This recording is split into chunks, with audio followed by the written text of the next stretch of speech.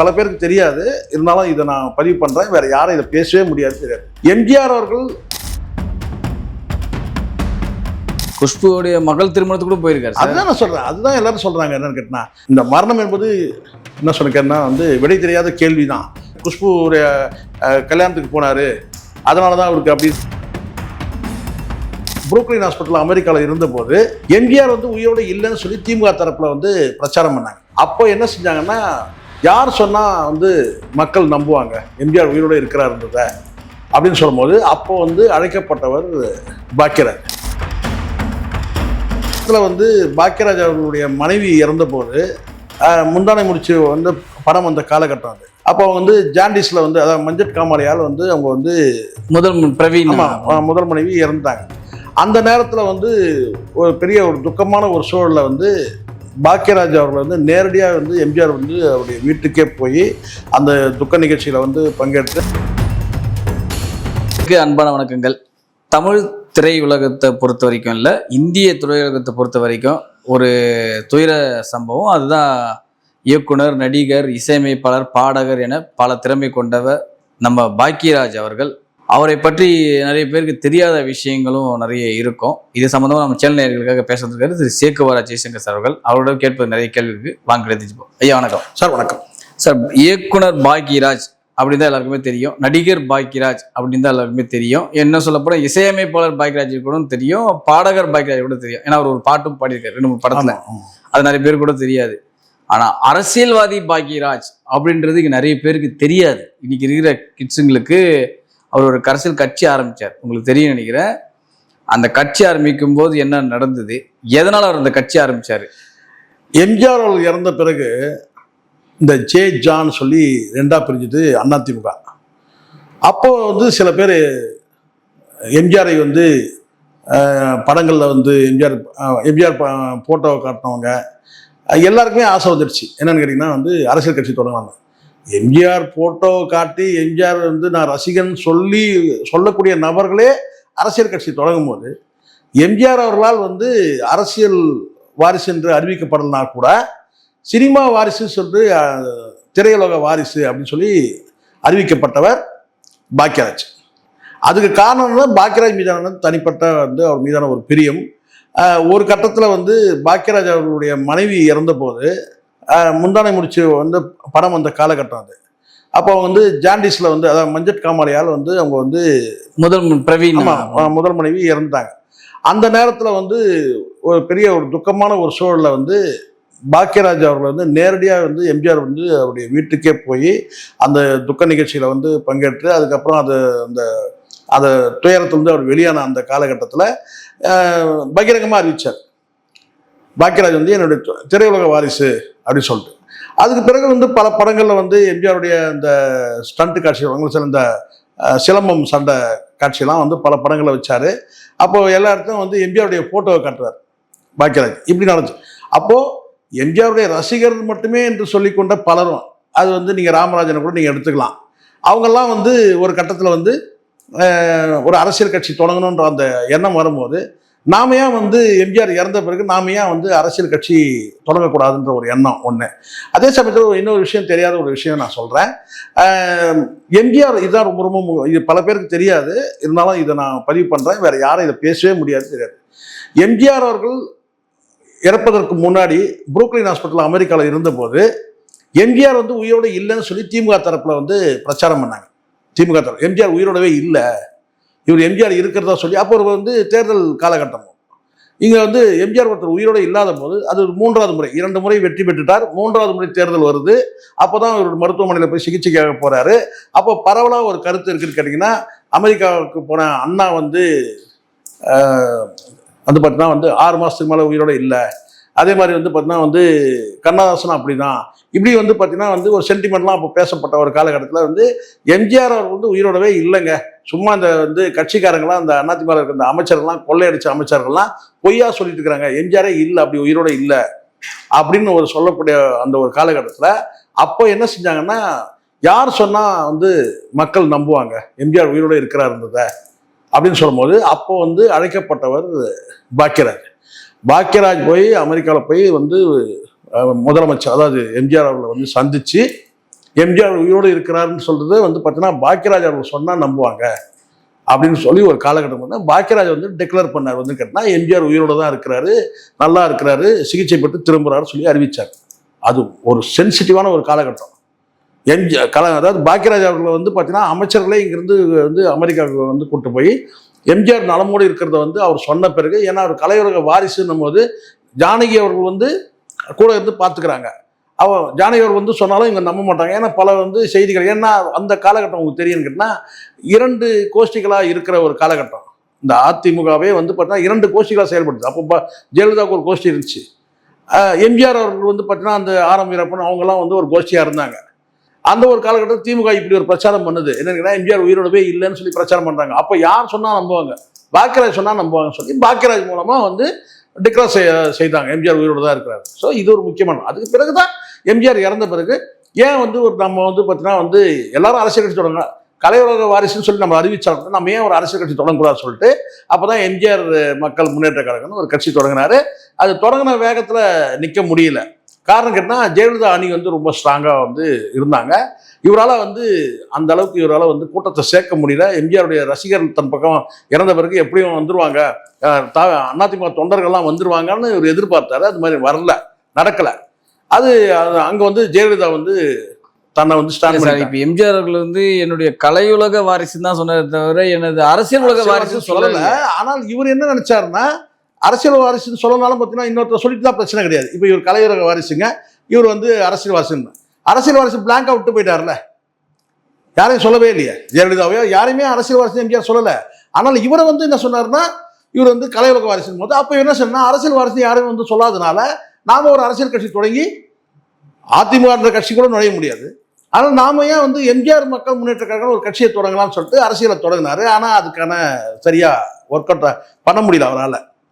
அது வந்து பவுன்ஸ் ஆயிடுச்சு. அன்னைக்கு இருந்த அரசியல் சூழல் வந்து பார்த்தீங்கன்னா திமுக வலிமையான எதிர்கட்சினால எந்த ஒரு நடிகரும் அரசியல் கட்சிக்கு வர்றது அவங்க விரும்பல. ஏன்னா ஏற்கனவே ஒருத்தர்கிட்ட நம்ம வனவாசம் மாதிரி ஒரு 13 வருஷம் போயிட்டு இருந்தோம். இப்போ வந்து மறுபடியும் இன்னொரு நடிகர் வந்திருக்கிறதா அவங்க சைட்லையும் வந்து இவரை எதிர்த்தாங்க. அதிமுக தரப்புலையும் வந்து பார்த்தீங்கன்னா வந்து பாக்கியராஜ் அரசியலுக்கு வர்றதை வந்து விரும்பலை. ஒரு வேளை அன்னைக்கு வந்து சில தப்பான முடிவுகள் எடுத்தாங்க அமைச்சர்கள். அவங்க என்ன நினைச்சாங்கன்னா, ஜானகி முன்னிறுத்தி நம்ம அரசியல் பண்ணலாம் சொல்லி ஆரம் வீரப்பன் உட்பட பல பேர் சொன்னாங்க. அன்னைக்கு வந்து அவங்க என்ன செஞ்சிருக்கலாம், ஒருவேளை அன்னைக்கு வந்து பார்த்தீங்கன்னா பாக்கியராஜை வந்து நிறுத்தியிருக்கலாம். ஆனால் அவங்க பாக்கியராஜ் முன்னிறுத்தல, ஜானகி மூலமா நம்ம வந்து கட்சியை கைப்பற்றலாம் அப்படின்னு அவங்க நினைச்சாங்க. முன்னணி தலைவர்கள் ஆரம் வீரப்பன் உட்பட முக்கிய தலைவர். ஆனால் அது நடக்கவே இல்லை. அதுக்கு பிறகு வந்து ராமராஜனையும் வந்து பார்த்தீங்கன்னா ஒரு பக்கம் வந்து பயன்படுத்தினாங்க. அந்த ராமராஜனும் வந்து பார்த்தீங்கன்னா வந்து ஜெயலலிதாவுக்கு எதிராக வந்து ஒரு அரசியல் பயணப்பட்டார். அப்போ ஒரு 4 அணின்னு ஒரு அணி இருந்துச்சு. அந்த 4 அணி சேர்ந்து என்னன்னா ராமராஜனை கொண்டு வர ட்ரை பண்ணாங்க. ஸோ ராமராஜனா பாக்கியராஜான்ற அந்த ஒரு போட்டி ஆயிடுச்சு. ஸோ ஜெயலலிதாவா பாக்கியராஜான்ற போட்டி வரல, ஜெயலலிதாவா ராமராஜனான்ற போட்டி வரல. அங்கே என்ன கேட்டால் ராமராஜனா பாக்கியராஜான்ற அந்த மாதிரி வந்து பார்த்தீங்கன்னா சிறுமைப்படுத்தப்பட்டு அதுக்கப்புறம் வந்து ஒரு கட்டத்தில் வந்து நமக்கு இந்த அரசியல் கட்சி வேண்டாம், ஏன்னா பணம் விரயமாகுதுன்னு சொல்லிட்டு முழுக்கு போட்டார். அதுக்கப்புறம் தான் அவங்களுக்கு தெரியும் நினைக்கிறேன், பாக்யான்னு ஒரு பத்திரிகையை நடத்தினார். பத்திரிகையாளராக தன்னை வந்து அரசியல்வாதியாக நம்ம ஜெயிக்க முடியல, நம்ம பத்திரிகையாளராக நம்ம நிற்கலாம்னு சொல்லிட்டு கொஞ்சம் சில வருடங்கள் நடத்தினார். நல்லா தான் நடத்தினார் பாக்யான்ற பத்திரிகை. பரவாயில்ல, எல்லா மக்கள்கிட்டையும் வந்து கையில் வந்து வச்சுட்டு இருந்தாங்க. அது ஒரு கட்டத்துக்கு மேலே அதுவும் அவரால் திறமையாக நடத்த முடியல. அங்கே இருக்கிற ஊழியர்களுக்கு சம்பளம் கொடுக்க முடியல. கடைசியில் வந்து ஒரு பத்திரிகையாளரும் தோற்றார். ஸோ அரசியல் ரீதியாகவும் தோற்றாரு, பத்திரிகையாளரும் தோற்றாரு. அதுக்கு காரணம் கேட்டால் என்ன மூலதனம் அங்க சர்க்கிளாச்சு. சினிமா தானே மூலதனம், சினிமா தானே வந்து பார்த்தீங்கன்னா கதாநாயகனா தானே மூலதனம். அந்த சினிமாவே வந்து பார்த்தீங்கன்னா அவருக்கு வந்து பார்த்தீங்கன்னா வெற்றிகரமா இல்லை. ஒரு அந்த தாவணி கனவுகள் படத்தோட அவருடைய இமேஜ் முடிஞ்சு, அதுக்கப்புறம் இமேஜ் டேமேஜ் ஆச்சு. ஏன்னா அவர் வந்து இரட்டை அர்த்த வசனங்கள் இது எல்லாமே வந்து கொச்சப்படுத்துற வந்து பல விஷயங்கள் முரணாச்சு. இது நம்ம ஆளு படத்தை வந்து அந்த மாடை வந்து மகப்பேருக்கு கொண்டு போய் விடும்போது அந்த சத்தத்தை வச்சு வந்து ஒரு ஆபாசமாக வந்து ஒரு கருத்தை வச்சார். சில ஆபாசமான வந்து இன்னும் அதுபடி ஒரு படி மேலே போய் முந்தானை முடிச்சில் வந்து அந்த தாய் பாடக்கூடிய அந்த தாலாட்டையே வந்து பார்த்தீங்கன்னா வந்து விரகதாபம் இருக்கக்கூடிய அந்த ஒரு பெண்ணோட அந்த குரல் மாதிரி வச்சு இந்த ஆறாரவோ ஆறிரவோன்றது இல்லையா. ஸோ இப்படிலாம் வந்து வந்து அவருடைய பாக்கியராஜனா மிகப்பெரிய ஜாம்பவான். ஸ்கிரிப்ட் ரைட்டில் அவர் அடிச்சிக்க முடியாதுங்க, புரட்சிகரமான கருத்துக்களை சொல்லியிருக்கிறாரு, பழமையான கருத்துக்களையும் வந்து பாராட்டி இருக்கிறாருன்ற ஒரு காலகட்டத்தில் வந்து திரைக்கதைக்கு வந்து மிகப்பெரிய ஒரு செல்வாக்கு இருந்த ஒரு காலகட்டத்தில் அப்புறம் இமேஜ் வலையில் வந்து சிக்கிட்டு என்ன செஞ்சிட்டாருனாக்கா, நாம் எது எடுத்தாலும் வந்து இந்த மக்கள் ரசிப்பாங்கன்ற அந்த மனோபாவம். இப்போ ரஜினிகாந்த் அவர் சொன்னார் பார்த்தீங்களா, நமக்கு எதெல்லாம் பிடிச்சதோ இந்த மக்களுக்கு பிடிக்கும் அப்படின்ற மாதிரி ஒரு முடிவுக்கு வந்துட்டாரு. ஸோ அதனால வந்து என்னென்னா படங்கள் தோல்விச்சு. ராசுக்குட்டி, எங்க சின்ன ராசா போன்ற படங்கள் எல்லாமே தோல்வி, அடுத்தடுத்து தோல்வி தான். விஜயகாந்த் வச்சு சொக்கத்தகன் ஒரு படம் தவிர சுமாராக போச்சு. ஆனால் வந்து ஜிவிக்கு வந்து பெரிய லாஸ்ன்னு தான் சொன்னாங்க தயாரிப்பாளருக்கு. ஸோ தன் மகனை வச்சு எடுத்தார். அந்த படமும் வந்து வெற்றிகரமாக வந்து பெரிய இந்த ஜித்து 2ன்னு சொல்லிட்டு ஜித்து +2 சொல்லிட்டு ஒரு படம், அதுவும் வந்து ஃபெயிலியர் தான் ஆச்சு. அடுத்தடுத்து வந்து இவருக்கு வந்து பார்த்தீங்கன்னா பின்னடைவு. ஸோ சீரியல் பக்கம் போனார், சீரியலும் பெருசாக வந்து போகலை. அந்த அம்மா வந்தாச்சுன்னு சொல்லிட்டு ஒரு படம் எடுத்தார். அந்த படம்லாம் வந்து போகவே இல்லை. அம்மா வந்தாச்சுன்றது டைட்டில் எதுக்காக வச்சாரு அப்படின்றது வந்து ஜெயலலிதா கடுமையான கோபத்தில் அவர் மீது இருந்தாங்க. அப்போ அந்த இடத்துல வந்து நான் கேட்டேன்னா அது தாய் சென்டிமெண்ட் உள்ள ஒரு படம். அந்த படத்துக்கு என்ன செய்யறாரு, அம்மா வந்தாச்சுன்னு சொல்லிட்டு ஒரு டைட்டில் வச்சார். அது எதுக்குன்னா ஜெயலலிதா வந்து கடுமையான, ஏன்னா இவர் கடுமையாக ஜெயலலிதா விமர்சனம் பண்ணார் ஒரு கட்டத்தில். அது இதெல்லாம் உரிமையில் பேசினார் ஜெயலலிதாவை. அப்போ வந்து என்னென்னா ஒரு கட்டத்துக்கு மேலே நம்ம வந்து இவங்க அரசியல் பலம் வந்த பிறகு என்ன செஞ்சுட்டாருன்னா, தேவையில்லாமல் நம்ம மீது நடவடிக்கை எடுக்க போகிறாங்க ஏதாவது சொல்லிட்டு, அப்போ என்ன சார் சாஃப்டாக போயிடுவோம் சொல்லிட்டு டைட்டிலே அம்மா வந்தாச்சுன்னு படம் வச்சார். அம்மா வந்து ஒரிஜினல் அம்மா படம் வந்து ஹிட் ஆயிடுச்சு. இது அவங்க அரசியல்வாதியாக நின்றுட்டாங்க, முதலமைச்சர் ஆகிட்டாங்க, ஸ்ட்ராங் பொசிஷன் போயிட்டாங்க. ஆனால் அம்மா வந்தாச்சுன்ற படம் ஃபெயிலியர் ஆயிடுச்சு. ஸோ இப்படி வரிசையாக படங்கள் தோல்வி. தாவணி கனவுகளோடு முடிஞ்சிச்சு. அதுக்கு அடுத்து வந்து பார்த்தீங்கன்னா எங்க சின்ன ராசா வந்து மிகப்பெரிய ஆபாசத்தை நிறைய கொட்டினார் அந்த படத்தில். எங்க சின்ன ராசா படத்தை பார்த்தீங்கன்னா அவ்வளோ கிளாமராக வந்து ராதாவை நடிக்க வச்சிருப்பார். அப்போது தன் திறமையினால் வந்து பார்த்தீங்கன்னா அங்கே நிற்காம வந்து ஒரு ஆபாச கருத்தில் அருவருப்பான வசனங்கள் இதெல்லாம் வந்து ஒரு காலகட்டத்துக்கு பிறகு வந்து பார்த்தீங்கன்னா வந்து படத்தை ஜெயிக்கணுமேன்றதுக்காக இதெல்லாம் பண்ணார். அது ஒரு கட்டத்தில் வந்து பாக்கியராஜனாலே வந்து எந்த பெண் ரசிகர்கள் வந்து கொண்டாடினாங்களோ அந்த ரசிகர்களே வந்து பார்த்தீங்கன்னா மெல்ல மெல்ல அவருடைய படத்துக்கு வர்றது வந்து தடை ஏற்பட்டுச்சு. இப்போ நீங்கள் ஒரு விஷயம் சொன்னீங்க, இல்லை ராமராஜனுக்கும் பாக்கியராஜுக்கும் தான் போட்டியே நடந்தது அரசியல் ரீதியாக. ஆமாம், சினிமா துறையை பொறுக்கும்போது கூட பாக்யராஜுக்கு ராமராஜன் தான் போட்டின்ற மாதிரி. ஏன்னா பெண்கள் ஆடியன்ஸ் வந்து உள்ள வர பாக்யராஜ் நிறைய படங்கள் முந்தாரம் முடிச்சு, தூரல் நின்று போச்சு, மௌன கீதங்கள், அந்த நாட்கள் படங்கள்லாம் பார்க்கும்போது தமிழ்நாட்டுல பெண்களை தேட்டருக்கு வர வச்ச பெருமை வந்து பாக்யராஜுக்கு உண்டு. இல்லை, நிச்சயமா உண்டு, நிச்சயமா உண்டு. 100% ரசிகர்களால் மட்டும் கிடையாது, ரசிகைகளால் கொண்டாடப்பட்ட ஒரு இயக்குனர், டைரக்டர் கம் ஹீரோனா கண்டிப்பா வேற யாரையும் நீங்க சொல்ல முடியாது. அந்த அளவுக்கு வந்து ஸ்டாண்ட் பண்ணார், பெரிய அளவில் அடிச்சார் சார். அந்த நாட்கள்லாம் தியேட்டர் அதகலப்படுச்சு சார், வேலியை உடச்சின்னு ஓடினாங்க சார். திரிக்கா அதை வந்து உங்களுக்கு தெரியும், ஏதாவது பெரிய ஸ்டண்ட் இருக்கா? அதான் ஒன்றும் கிடையாது. படத்தில் உடச்சிக்கின்னு போனார். அதாவது காமெடி ஆக்ஷன் ரெண்டுத்தையும் மிக்ஸ் பண்ணி ஒரு கேரக்டர் வைஸ் அத்தனை அந்த படத்தில் இருக்கிற அத்தனை கேரக்டரும் பேசும், அப்படி கொண்டு வந்தார். ஆனாலும் ஒவ்வொரு காலகட்டத்தில் சர்ச்சையில் சிக்கினார். இப்போ உங்களுக்கு முந்தானை முடிச்ச படம் மட்டும்தான் சொல்லுவாங்க, கடைசியாக அவர் ஹிட்டு கொடுத்தது முந்தானை முடிச்சு கிடையாது. கடைசியாக தாவணி கனவு கூட நல்லா தான் போச்சு. சிவாஜி அவர் நடிச்சிருந்தாலும் அது நல்லா தான் போச்சு.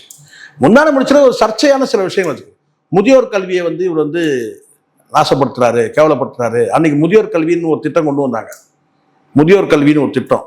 இப்போ அது இருக்கான்னு தெரியல. ஒவ்வொரு பகுதியிலும் படித்தவங்க மாறணும், படிக்காதவங்க கையெழுத்து போட தெரிஞ்சுன்னு சொல்லிட்டு முதியோர் கல்வின்னு சொல்லிட்டு ஒரு திட்டம், 60 வயசுக்கு மேலே உள்ளவங்களுக்கு முதியோர் கல்வி. அந்த முதியோர் கல்வி திட்டத்தை வந்து அவர் வந்து பார்த்தீங்கன்னா வந்து இழிவுபடுத்தினார். காரணம் என்னன்னா, அதில் வந்து தீபான்ற ஒரு நடிகர் இருக்காங்க தெரியும், அவங்க வந்து டீச்சராக வருவாங்க. அவங்களோட போய் வந்து பாடம் படிக்கிறதுக்கு அந்த ஊரில் இருக்கிற வந்து வயசான பெரியவங்கெல்லாம் போய் நிற்கணும். இந்த ஆன்ற ஒரு வார்த்தை இருக்கு பார்த்தீங்களா, ஆன்னு சொல்லிட்டு எழுதினேன். அதை வந்து பார்த்தீங்கன்னா அவங்க வந்து அதில் வந்து எல்லாரும் வரிசையாக போய் நிற்பாங்க. அதில் பயில்வான் ரங்கநாதன் கூட ஒரு கேரக்டர் பண்ணியிருப்பார்.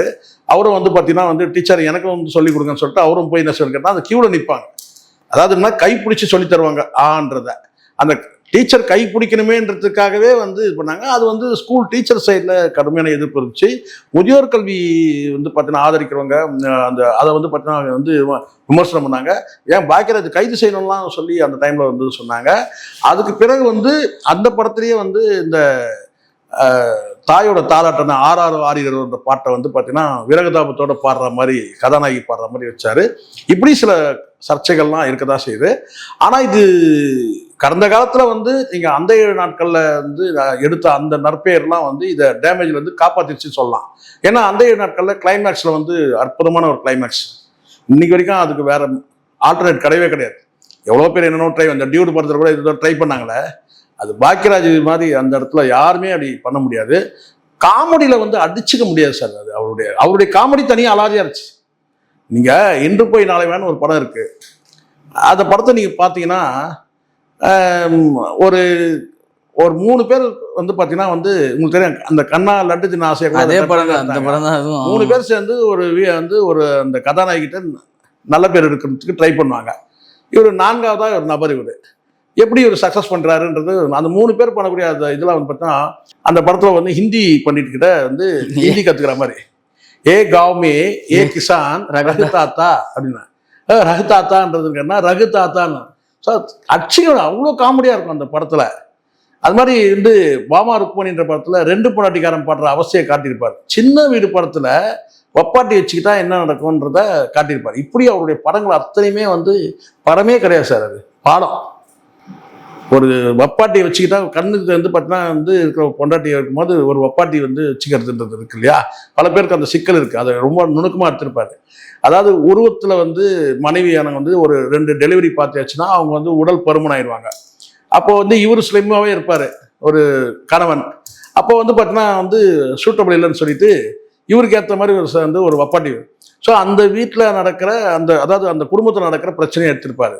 மௌன இதழ்கள் படத்தில் வந்து உதவிக்கு வர பெண்ணுக்கு வந்து உதவி பண்ண போயிட்டு சிக்கலை மாட்டிப்பார். அதில் கணவன் மனைவி பிரிஞ்சிருப்பாங்க. ஸோ அந்த படத்தையும் வந்து பார்த்தீங்கன்னா வந்து அந்த மாஸ்டர் சுரேஷ் அந்த படத்தை நடிச்சிருப்பாரு. அந்த டாடி டாடி சொல்லிட்டு அந்த பையனே கொஞ்ச நாள் முன்னாடி இறந்துட்டார். உங்களுக்கு தெரியும் நினைக்கிறேன். அந்த மாஸ்டர் சுரேஷ் அந்த நடிகர் வந்து கொஞ்ச நாள் முன்னாடி இறந்துட்டார். ஸோ எனக்கு என்னன்னா இந்த மரணம் என்பது என்ன சொல்லிக்கிறேன்னா வந்து விடை தெரியாத கேள்வி தான். யாருக்கு வேணாலும் எப்போனா நடக்கும்.